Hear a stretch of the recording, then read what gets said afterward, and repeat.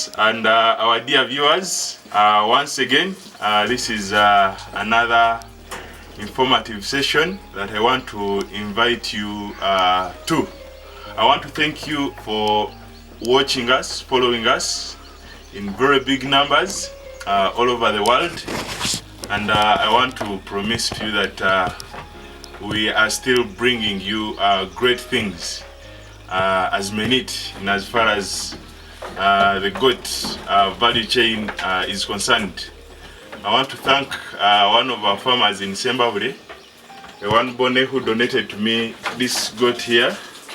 Thank you so much, and this is because of the tremendous work that we are doing within our country here and Africa to revamp and make sure that we make sense out of goat farming that traditionally has been used as survival means and selling one or two animals when you want to send the kid to school. But now we want to ensure that we take it from the business perspective.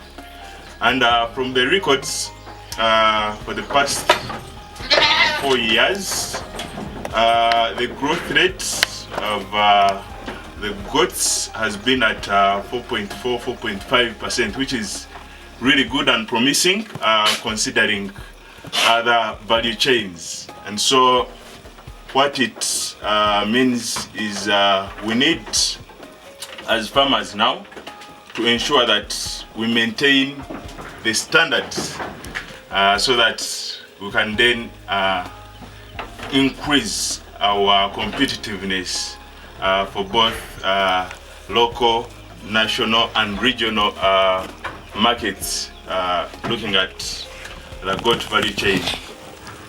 Today's topic and theme, I want us to look at the breeding value versus the slaughter value.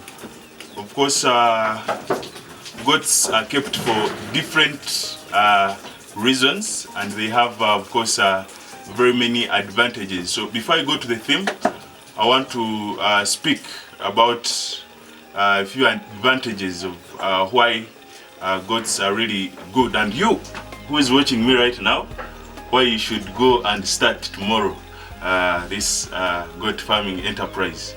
So of course, goats are small feeders, so they need small feeding resources. That is why they are referred to as they are under the small ruminants, and they can easily be converted into cash. These goats you see, if you wanted to sell your goat today, by evening time, I can assure you you will have got the market, and of course reasonable market for this goat. But also because they have a short generational interval. By short generational interval, here I mean the time from when the animal is born up to the time it is able to multiply or to give birth. Some of these goats will be mated at 8 months, especially the crosses, which is relatively a small generational interval compared to other animals and ruminants like the cows. So you realize with that small interval, the multiplication or multiplier effect is even higher. So the flock build up in this sense is also fast, especially now if you even get from good breeds that have traits of twins and triplets. You realize the flock will build up very fast. This is why I implore you, dear farmers, dear friends and corporate individuals, to interest you in this venture that is profitable, at least tested by us. So going back to today's theme of the breeding value versus the slaughter value, we have got a lot of questions around this. Of course, I must say the end point of every goat farm is of course to have meat, but in between you can have stock for breeding, meaning you are selling parent stock to new farmers or prospective farmers. So this requires quite a lot, especially if you have to be a breeder, but also it attracts quite a lot of money, because the value of the animal here is determined by the blood percentage and the traits it has. So not considering the weight as it is when it comes to slaughter. So you'll find goats for breeding, the same goat that would be selling for breeding at 3 million, 4 million, 5 million. Someone selling it for slaughter will sell it maybe at 300, at 400,000, because they will be looking at the kilograms that are coming out of these goats, and not the blood percentage and other traits. Looking for breeding stock, and a detailed video about the traits of breeding stock is yet in the comments section, the first comment, so you can look at it. But for now, I just want to concentrate on the value of the breeding versus the value for slaughter, as it is our theme. So when you want to concentrate on breeding as a line of business, you need to ensure that you have well set infrastructure in terms of the housing, because you will need to keep highest level of maintaining the flocks, not to have inbreeding tendencies at the farm, and to have controlled breeding basically. So at this point you will not have flocks move out as they want, because you will need to ensure that the females and the bucks are moving out alone and differently, so that you can ensure that the records at this point are also standard. So with breeding, talking about records, it is very key, because you will not sell an animal that you do not have traceability about.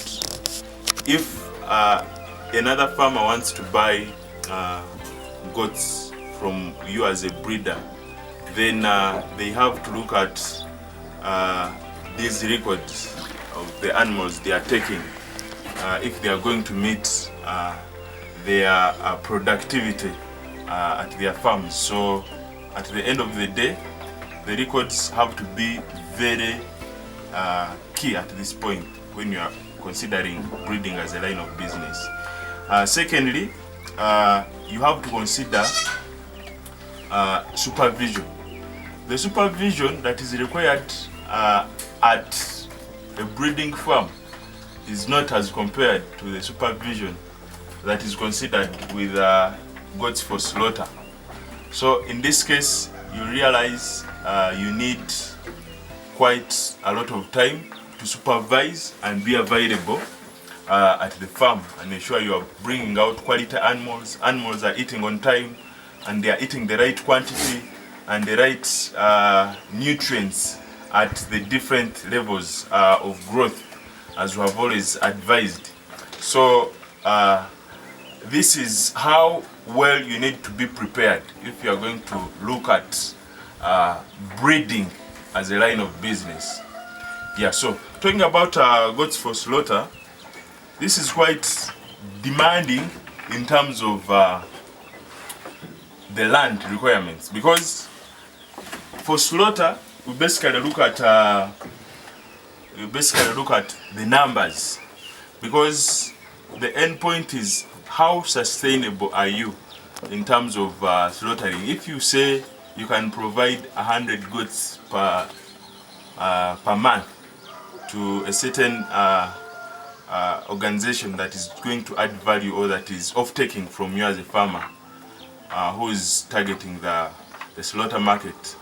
The issue has to do with numbers, so you need to have different goats at different levels available. So numbers also correspond to the land requirements that you need. So at the end of the day, you need big chunks of land for big numbers.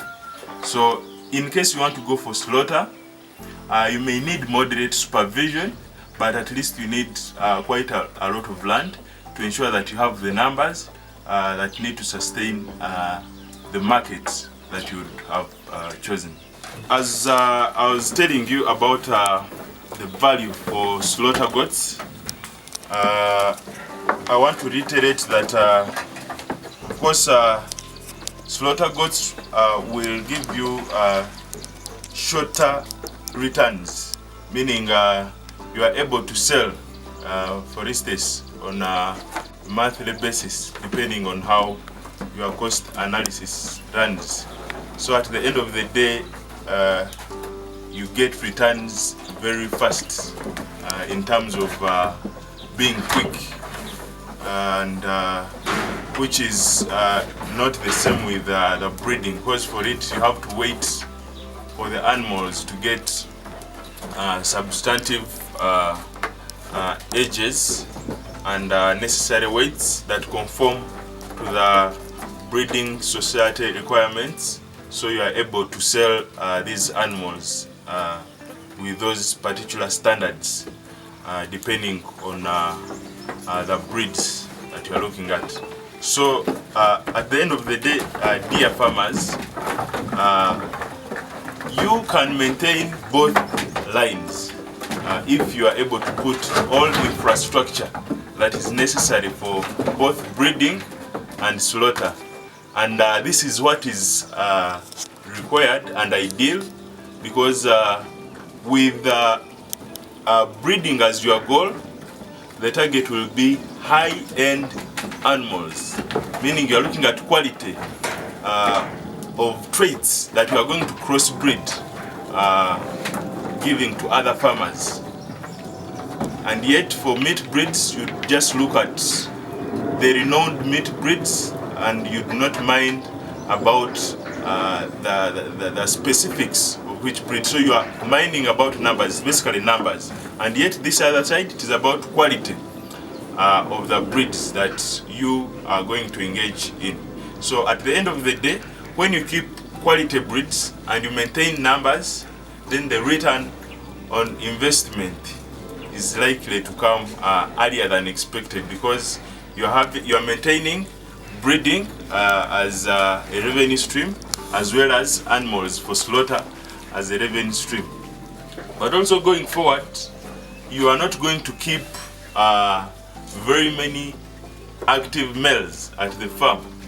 So by all means, somewhere, somehow, in a modern farm, breeding is something that you cannot really do away with, because at the end of the day, you will have bucks that you need to get rid of, cost conforming to the ratios at the farm that you need to keep for particular bucks. So at the end of the day, you'll need to offset some of these bucks, and to get quite good money from them, they need to be high-end breeds, so that at least you maintain something that is technically accepted.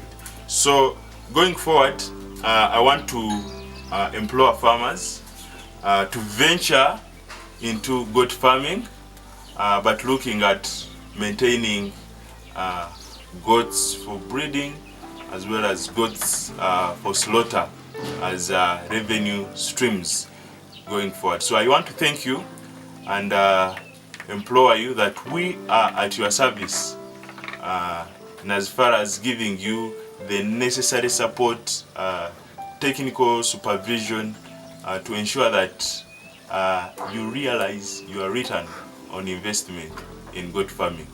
Thank you so much for watching once again. Julius speaking to you on behalf of Menit Farms. And yeah, let me see you in the comment section where you are watching us from, so that we can customize all this information to your environments. Thank you so much.